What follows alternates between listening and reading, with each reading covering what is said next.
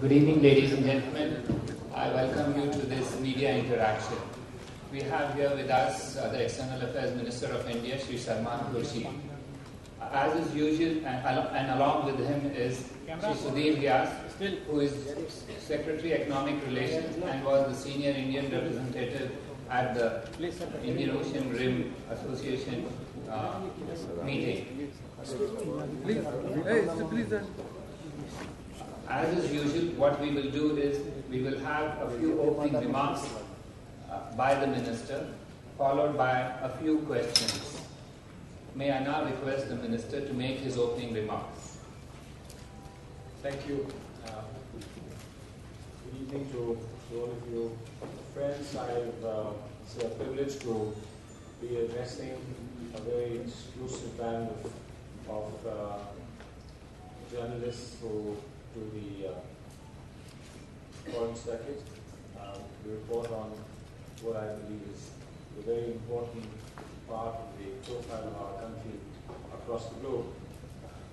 Foreign policy has a historical significance, and I believe that the consensus in this country, if at all there is a consensus on anything, it's always been on foreign policy. And it's a tribute to leaders of our country and several generations of outstanding diplomats who served this country with great distinction, that they have not only preserved that consensus but built upon it and given to our country a remarkable platform to project our national interest and to ensure that the world not only coordinates its efforts with the aspirations of our country, but treats us truly as a responsible part of the international scene.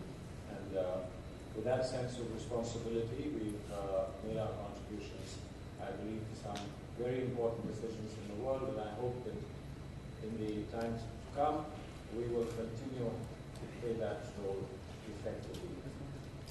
We gathered here today to brief you on a very, very important event that's taken place, which is the 12th meeting of the Council of Ministers of the Indian Ocean Rim Association for Regional Cooperation.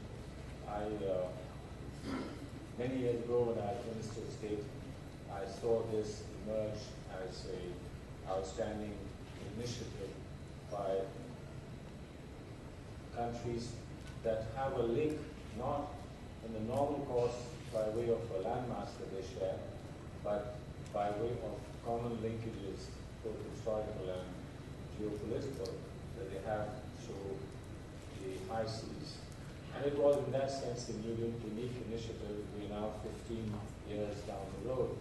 And so we met today at a very important juncture, looking ahead, the theme being looking ahead to the next decade, next 10 years, having looked back with satisfaction over the last 15 years. I hope you've actually looked at the Gurgaon communique. To my knowledge, the first time on the international stage, Gurgaon has appeared as a gathering for convergence of aspirations on an international plane, and that too for convergence of aspirations of the countries around the Indian Ocean Rim, in which India, both by size and its position, plays a very significant role. We've had extremely useful discussions. The environment, I believe, was marked with a remarkable amount of mutual trust, warmth, cordiality, and friendship. And we believe that we have achieved the right chemistry that we needed today to take the association forward in line with members' needs, their aspirations and expectations. You have obviously familiar that this is a gathering which has great diversity, not simply in terms of size, populations, associations with other regional groups, and that diversity indeed is what we try to convert into our strength. The evolving strategic environment in the Indian Ocean is something that we cannot lose sight of. That's the backdrop in which we have made our endeavors. It's becoming increasingly critical to the world's economic and energy security, and even more so for countries, members of IRA that are on its rim, and the third largest body of water in the world, connecting the developed countries of the West with the rapidly growing countries of the East. The seaways across the Indian Oceans are therefore critical to global economy. We know that 80% of the world's seaborne trade in oil, for instance, transits through the Indian Ocean. So as I said, 15 years ago, 1997 is when this was set up, the only time the Indian Ocean Regional Organization of its kind. It seeks to promote sustained growth, development of the region, cooperation and development of human resources, economic technical cooperation, expansion of trade and investment, strengthening of dialogue in international fora, and on global economic and other issues of mutual interest. For us, under India's chairmanship, this is the second Council of Ministers meeting. You would recall that India assumed the chair for a period of 2 years at the 11th meeting that was held in Bengaluru last year. We hosted that meeting in Bengaluru in November 2011, and of course there were obviously very high hopes and expectations of India. We've identified 6 priority areas, which were maritime security safety, remains a matter of great concern, disaster risk reduction, trade and investment facilitation, fisheries management, academic and science and technology cooperation, tourism and cultural exchanges. As I said, the 15 years over, 10 years ahead is what we are looking at, and I believe some very, very far-reaching suggestions and proposals have come forward. Many will be worked upon. We are looking at out-of-the-box suggestions. Of course, this is a time in the world over, we are all very tight as far as finances are concerned. Yet, I do believe the important initiatives that have been taken must move forward. And India will be willing to partner every possible effort to make sure that we succeed to the aspirations of IRA membership. I want to share with you that today we have our 20th member, new member that has joined us today, the Union of Comoros. So that's 20 members. We've also taken a far-reaching decision, essentially, which is how all our decisions are taken, that the United States of America is welcomed as a 6th dialogue partner. The expansion of the IRA membership with Seychelles and the Union of Comoros joining as members, and the U.S. as a dialogue partner under India's share is a manifestation of the growing interest that the community has, the world community has in our efforts. The Council has also welcomed Indonesia as the next vice chair of the association, who will take over from Australia when Australia gets into the chair. It's been my distinct privilege and honor indeed to host the foreign ministers, many of whom I had very, very useful bilaterals with, and heads of delegation of various members, dialogue partners, observers in Gurgaon, a city which is fast turning into a global destination for corporate and multinationals, and I hope that we have not only reciprocated adequately to the hospitality offered to us by Gurgaon, and I thank the Chief Minister of Haryana on this occasion, and I thank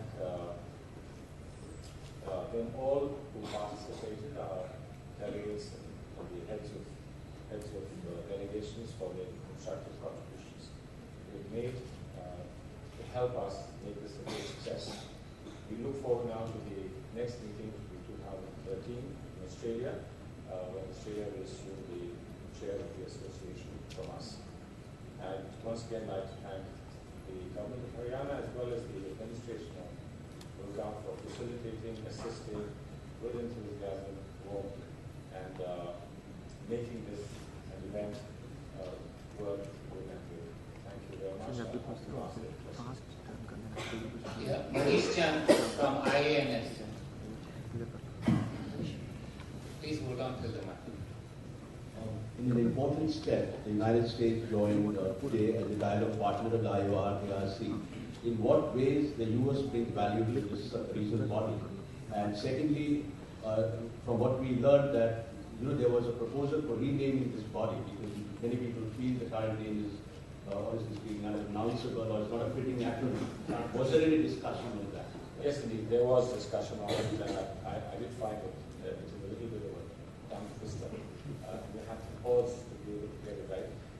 There is a sense that we could simplify it and make it what is the term, user-friendly. And I think that 15 years is not so long that people get very attached to a particular phrase or a particular word. And I think this was looked at very seriously. There are some issues that need to be examined. The Secretariat will have them examined, including issues that bear on the legal position. And I think that once that is done, we would be able to move forward.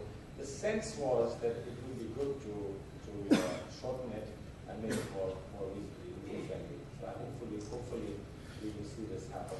As far as the United States of America is concerned, we know that the world's two largest oldest democracies are India and the United States, in a different way of defining ourselves. So, and we do have a strategic relationship with the United States as far as India is concerned. Therefore, the consensual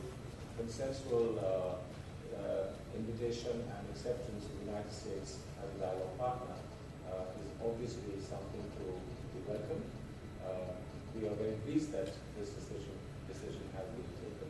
The United States has a very important role in world governance and world institutions, and their participating in the dialogue partner will add value to the discussions and deliberations that take place here, and will certainly make our decisions more far-reaching and get endorsed more in a sense globally than we would be doing it only when we restricted ourselves to the rim. But of course, the trust and the concerns and the priority will remain that of the members of the rim.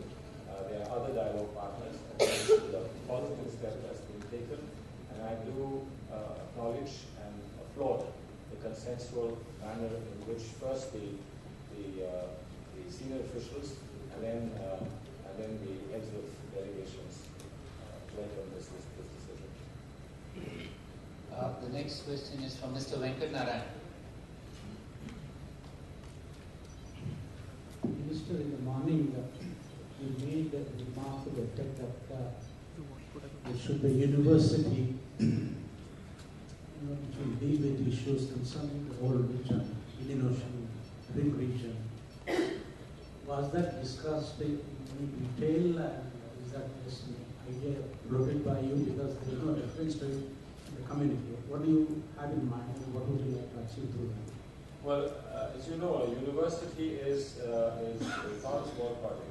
University, and certainly a university of the Indian Ocean would be, I think, on a scale that is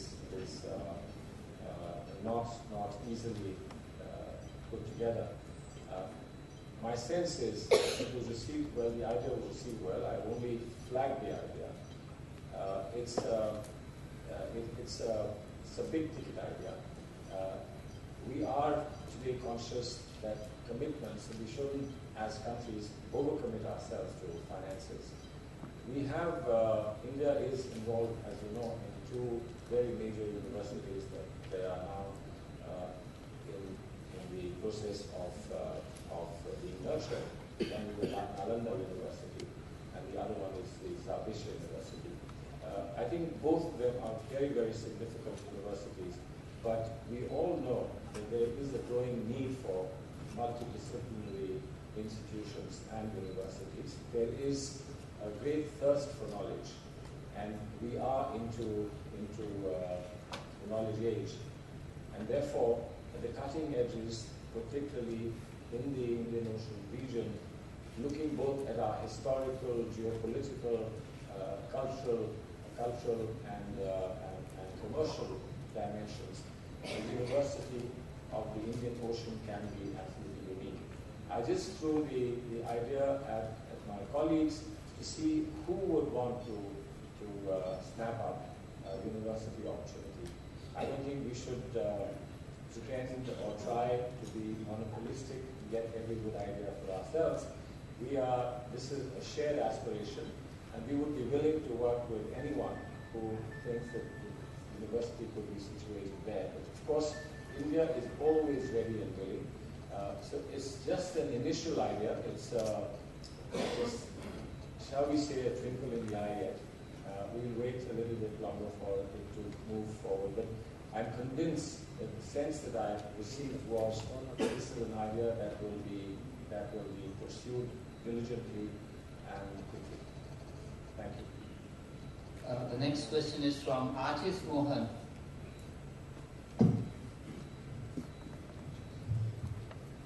Little unrelated. Your predecessor at his press conference after he quit seemed to suggest that your present job required experience. Do you think your relative inexperience, and you are the youngest minister on the CCS, is a hindrance? How steep has been the learning curve? What have been the changes that you find compared to your last stint here? How are you coping with a very hectic weekend, all that's been happening outside, not just at home? Well, I hit the ground running, and I must say I was pleasantly surprised at the remarkable number of initiatives and the speed at which we are moving forward. I was very pleasantly surprised at an exceptionally efficient Foreign Affairs Office, Ministry of External Affairs. The talent is no less than it was when I was last in this ministry. I think it's actually grown, and it's certainly looking far greater than I saw it last time. There's a lot more work to be done, but greater efficiency and competence is visible even at first sight. And I wouldn't use the word being in great awe, but I would be happy to use the word awesome. So it's a word that you understand, I think, and more people understand these days than understood in the past. There will be a lot of learning to do, because there is a lot of new things that have happened in the world. The world has changed while I was away from this ministry, but since I wasn't asleep all the years, it isn't that I will be rubbing my eyes and discovering the world. A lot of it is frankly familiar to me. A lot of what you've been writing and telling people is something that I've been reading, since there is no extra cost of reading what you write on External Affairs. I wasn't sure that I'd ever come back to External Affairs, but I will not pretend to say that I never wanted to come back to External Affairs. So I'm happy to be here. I feel greatly honored that I was found fit and suitable to be in this office. But there are some very experienced foreign ministers around the globe, and some of them said that they welcome me to the Travelers Club. So I know that I have a lot of traveling to do. Let me just say that the first 3 days have passed somewhat pleasantly, and I'm very happy to see that I will be chased around by eminent and successful and wonderful journalists like all of you, and that it's going to be a little more different than answering questions in the population. So let's just take it a step at a time. Willing to learn. I've been a teacher too, so I will learn from those who can teach me, and I will teach those who can learn from me. That's what I should do. Anchal Vora, NDTV. As a this is also unrelated, but something that we've been wanting to ask, and now that we're very last with this question. What is the update on the Kazmi case, on the attack on Israeli diplomats in India? Because Kazmi's got bail. We found out that Israelis are very unhappy. So the question to you is, has Israel's ambassador gotten in touch with the Ministry of External Affairs, has he expressed his unhappiness? What's happening on that front? Well, let me just say this to you, that of course people remain in touch all the time, and people don't get in touch only when they are happy. People are in touch all the time because the messages have to travel, and that's the whole point of having diplomatic missions and having ambassadors, that you ask questions and you give information and you seek assistance and you urge and persuade the host government to pay attention to what is your concern. And I can assure you that just as we remain concerned about issues that are of great importance to us, which we convey from time to time to the diplomats representing other countries, we also certainly pay heed and attend to any concerns that they may address. But in this context, it is, after all, a matter of rule of law. We do not and cannot interfere in the pronouncements of courts. We can assist the courts through best possible counsel and the material that can be supplied by agencies that are required to supply material to the courts. Our impression is that the diligence with which and the concern that we expressed in the investigation of the matter and ensuring that people responsible are brought to book and produced before court, there was great satisfaction expressed to us. I'm not sure that satisfaction level has come down, but if at all anyone has any concern, that concern will be factored in, and I'm sure that the agencies and the lawyers who appear in the matter would do their utmost that they have to. I think that everyone understands that India has a very strong rule of law and that the courts are entirely autonomous, independent, and we can at best assist courts. We are not always happy and necessarily satisfied with the decision the courts take, but the courts do take decisions that we have to respect, and that is the final word. We don't have a system in which we can go beyond a decision that the courts can take. And I think trust and faith in our courts is paramount for our democracy, and I hope that all our partner countries and friends will understand this as well, just as we understand decisions that are taken by their independent and autonomous courts of law. Saurabh Shukla. Mr. Minister, just two quick questions. One is, India and Pakistan will be resuming the cricket ties. Pakistani cricket team is coming to India. There have been some reservations in certain quarters. Bal Thackeray has written about it. How does MEA and you as a minister view this? And just a quick one. You said you'll be a frequent traveler now. How will you cope up with people like India Against Corruption who are, obviously taking up stuff in your constituency from Khabab? I'm not sure that anyone's moving residents to my constituency, and if they are, it will bring India with them because then they will concentrate on one constituency. As far as I have to responsibilities to fulfill, I think that the nation would be conscious that anyone that represents the nation abroad represents the nation, not a party, and not just a government. We have responsibility to speak for India, and with or without banners, my job is to speak for India, and I speak for the whole country. I don't speak for one segment, one section, or one group of people. As far as issues about handling any dissent in our democracy or any disagreement in our democracy is concerned, there are ministers who are and party officials who are obviously authorized and mandated to deal with subjects that come under their purview. And I think that you will all agree that the Foreign Minister of India should be left to look after India's interest globally, rather than being distracted by dissent or disagreement on something that's happening within the country. We have a lot of very, very competent people, both in the the Council of Ministers and indeed in the political party, not my party alone, who can handle issues in a democratic manner.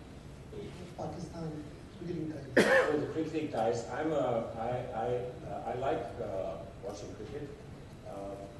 These are issues that are decided from time to time by people who have the authority and who have the mandate to decide how far they should go. And I think that we should have faith in them, and we should trust them. It's not always that the matters require government intervention. But as far as cricket is concerned, we are certainly concerned about issues that relate to accountability for a very unwholesome attack on our citizens. And we expect all countries, including our neighboring country Pakistan, to deliver on their frequently indicated promise, or for that matter, an indication that they will make those people accountable. There is no question of dilution of our demand expectation as far as that's concerned. But my understanding of dealing with difficult situations with neighbors has been that we do put aside some issues on which there isn't an immediate resolution, and we continue with those issues on which consensually it is possible to have improvement of relations. I don't think isolation, and I don't think cutting off any contact or any communication has ever helped. And we do hope that this will be seen more as an attempt to persuade people that this is a collaborative effort, and what was a conflict must be put to an end. It's a conflict on which there must be delivery of expectations that we have, but we don't want the clock to come to a standstill. The clock does move forward. I think a degree of aloofness was called for, and I think that aloofness was shown by our cricketing bodies. If they, in their assessment, have come to the conclusion that there is now time to open a window, I think we should respect their decision for this. Of course, it is always possible to review any decision we take. This is not an irreversible or a permanent decision that they would have taken. And as and when they need advice from us, or we need to advise them, I'm sure that will be done. Not everything is done publicly. A lot of this has to be done discreetly and has to be done behind closed doors, because we don't want our attitudes to be projected in unfavorable light. We are cautious, we are careful, we are committed to the security of our country and our people. We are committed to accountability for the wrong that's been done, but we do want to look at a possible future, a future that is not held hostage by the past. Last question, Sachin Parashar, Times of India. So my question is about Sri Lanka.